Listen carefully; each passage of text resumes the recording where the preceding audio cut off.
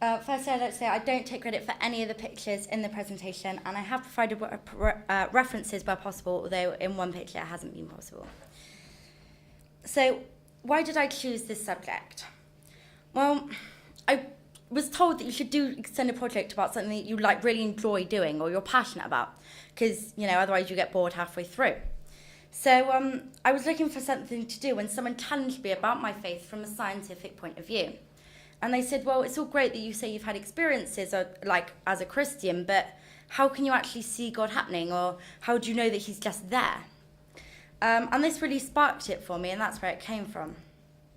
And I realised that I actually didn't have very much information on this. I realised that my knowledge about science with regards to God and actually with regards to evolution and other matters like that was so limited. But of course, as I am a Christian, I realised that I had to make sure I had evidence from both sides and that I wasn't biased at all, because that's very often what we do is natural. We naturally have opinions on these things, but I had to try and avoid that as much as possible. So what is science and what is God? Probably the biggest two questions you're ever going to face. But I'm going to have to explain what I mean for the sole purpose of this essay. So what is science? Well, actually, the definition of science has changed in the last 100 years. Originally, it was just the search for the truth, because, everyone just had a very similar idea of what, science was and things like that. But nowadays, it's the search for the methodological, materialistic truth. So search through natural realms without using supernatural beings. But this has actually come under a lot of controversy, and many scientists disagree with this new definition of science. So what is God? God is the supernatural being conceived as the perfect and omnipotent and omniscient originator and ruler of the universe, and the object of worship in monotheistic religions. That's actually from Princeton's education word net thing, which you can find on the internet. But for the sole purpose of this essay, I'm talking about God as a creator. Not whether he did miracles in biblical times, not whether he does miracles now, but purely as a creator and as a designer. So, firstly, proof against the existence of God. I'd like to start actually with a quote from Austin Klein, who's a writer for Atheism Guide, which is a magazine over in America. He said, "This alleged entity has no place in any scientific equations. Plays no role in any scientific explanations. It cannot be used to predict any events. Doesn't describe anything or force that is yet being detected. And there are no models of the universe in which his presence is either required, productive, or useful." So, if God has no place in science, how can science prove it? Therefore, how can we know if there's a God? Despite many people, like I said, talking about encounters with God, it's so hard to see. With gravity, if I let go of a ball, it's going to drop. You can see gravity working, and in fact, you can even measure gravity. But you can't measure God, you can't see God happening. So it makes it incredibly hard for believers and for theists to think, to show that there is a God. And this is one of the reasons atheists quite often believe that there isn't a God. Next, a quote from Ian Johnson, who's a professor at Malaspina University College in Nanaimo, BC in Canada. He said, "The scientific truth of evolution is so overwhelmingly established that it is virtually impossible to refute within the bounds of reason." He then goes on to say, "No major scientific truth, in fact, is easier to present, explain, and defend." And it is. It's so easy to see why people believe in evolution. I mean, we share 98% of our DNA with chimpanzees, which is quite scary because they're quite hairy. But actually, if you look at, for example, the bonobo species of chimpanzees, they actually use their back feet to stand and walk around. And actually, apart from their curved spines, which is quite noticeable, they do have a very human look about them. And I mean, although there is gaps now, many people believe that, say in 2, 10, 20 years' time, we will have filled these gaps and we will give links between an ape and a human and species. Proof for the existence of God. Firstly, I'd like to start with intelligent design and irreducible complexity. Intelligent design is the proposition that certain things within the universe and living creatures are best explained by design, as opposed to natural selection or evolution. This brings me nicely onto irreducible complexity, which is a pseudo-scientific argument by proponents of intelligent design, that certain systems in biological realms are too complicated to evolve from simpler or less complete predecessors. Now, this is basically saying that the best way to explain these things of irreducible complexity is through intelligent design. And one thing used to support that is bacterial flagellum. Now, this is made up of the protein flagellin. It's driven by a rotary engine, which is just that section there. And it's made up of protein. The engine is powered by proton motive force, i.e. the flow of protons or hydrogen ions, across the bacterial cell membrane due to a concentration gradient set up by the cell's metabolism. And now, it is quite a complex thing, I'm not going to lie. But Michael Bear sums up really well in Darwin's Black Box. He says, because the bacterial flagellum is necessarily composed of three parts, a paddle, a rotor, and a motor, it is irreducibly complex.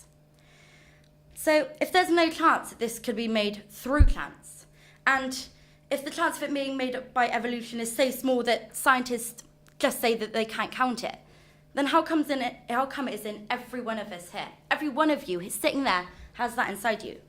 But it doesn't come through evolution, and it can't come through chance. So people, instead of asking, how did it get there? Some people now ask, who put it there? What are the conclusions from my extended project? Well, of course, more evidence every day is being found out. Every day we are looking at more links between intelligent design and irreducible complexity. We're finding more things that are irreducibly complex. But every day we're also finding more and more links through to evolution. We're making the gap smaller. People keep finding smaller fossils. And actually, they're finding more ways that we can relate fossils to animals, and how we can relate animals to people and different animals to other animals. So actually, in a way, we'll never really know, because of course, although we have our beliefs, we'll never really know. Until we die, of course, and then it's kind of obvious. So what have I learnt through doing my extended project? I've learnt to be a lot more open-minded when atheists talk about science and God. Because I had such little knowledge in that area, it made it very hard for me to be kind of unbiased in this area. So it's made me it's made me see it a lot easier why people believe in evolution and why people believe in those sorts of things. Because I've seen the evidence now. I've also learned a lot about physics, biology, and theology, how they relate together, and how you can see them in everyday life. Unfortunately, I didn't really listen to my science lessons, so I didn't have very much knowledge about physics or biology at the start anyway. And then when I found out that most of the information I looked at was all degree level, and that's with theology as well, I realised that I had to learn a lot, and quite quickly. But actually, it's really, really helped me see how they're linked together. In fact, you can actually now do a course on science and theology as a link, and the bridge between them. So it's made it a lot easier for me to kind of see this and see it in everyday life and how it's important to each one of us. Thank you for listening. Any questions?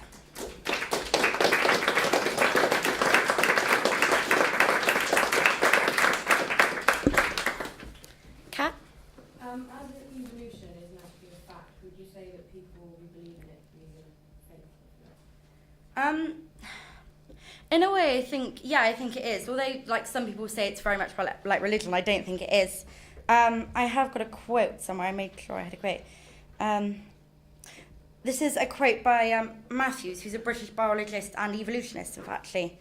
And he said, "The fact of evolution is the backbone of biology, and biology is thus in the peculiar position of being a science founded on the unproven theory. Is it then a science of faith?" And I think it truly is. If we haven't proven something yet, we've proven gravity, so we know it's there. It's not faith. But we haven't proven evolution quite yet. Therefore, it must be part of a faith.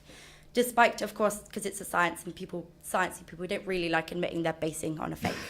But it is. Claire?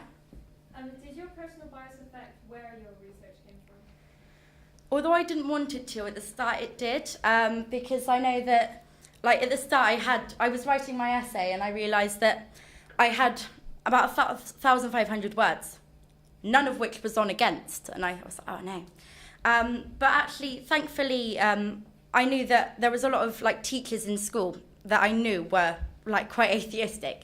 So I started emailing them, and it was really good to talk to them. And then they handed me over to professors and things like that. And I realised that I should probably look at some evolution websites, and those really helped as well. And then helped me to get in contact with those sorts of people as well. So, yes, Jamie. Hello. Now, before I say this, I'd like to clarify I'm not distinctly an atheist. Okay. Your quote about the bacterial flagellum, I was wondering now, is there any distinct proof to say that it can't have been anything simpler? I mean, perhaps, some kind of molecular globule, as it were, which perhaps in one replication gained an extra part. There is no law in science to say that this can't have happened, that it could not have, by several really quite improbable, but yet still possible additions, mutations, it could have arisen from something very, very simple. No, I see your point, definitely. And actually, the problem with scientists at the moment is that although they've said that there basically isn't, and that's because they haven't found it yet. But I'm pretty sure that when they do, we'll probably hear about it. So, because it's the whole evolution thing. But yeah, like I said, they haven't found it yet. So even if there is, they haven't found it yet. So I haven't actually been able to look at that. So, but Lucy. You talked about irreducible complexity and intelligent design. Could you not argue that the world's so complex to the point where perhaps it would make more sense that there were multiple gods? Or does the evidence not point that it could be something other than God, such as a prime mover or demiurge type figure?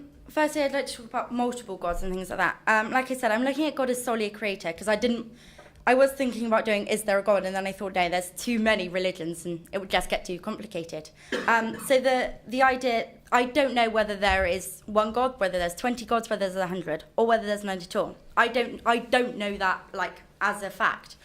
But I looked at God as solely as a creator. So although some people believe that, like I said, it can't be properly proven. And sorry, could you repeat your second point? Aristotle points towards a prime mover rather than a god as the creator, and Plato suggests it's a demiurge as his godlike figure. It could be one of those instead of God, could it not? It could be, but I think I chose the reason to look at, say, God as opposed to like a demi-mover and a prime mover and things like that. Sorry. It's because actually I think we most commonly think of a God. When people say, you don't say, do you believe in this? Do you believe in that? You say, do you believe in a God? And I think that's one of the reasons is because I try to go with the majority here. Oliver. Yeah, just out of interest, did any of your research waver any of your sort of faith at all? I think there was actually one website that it made me question my faith as opposed to waver it. And I think there was one website, and I read this whole article all about all these little links between evolution that haven't been told yet. And it started to scare me. And I was like, actually, well, if I didn't know this, maybe this is stuff I didn't know. And it did, because it showed me so many little links. It did scare me slightly, but actually, my faith is a lot deeper than facts, so I kind of had to stick to that. So, yes, Jamie. Hello again. Sorry about this. I was just wondering, is it possible that God might work through evolution? Is that something you've considered? I didn't consider for this essay, although I know there is plenty of people that believe that. I think that is maybe a possibility, and although it doesn't state it in the Bible, it says in the Bible about the 7 days of creation and things like that. That is it is a possibility, and I know many people believe that, but I didn't look at it because that's not really what I was interested. I was interested in solely the creation stories it says in the Bible over there. That's fine. Thank you very much.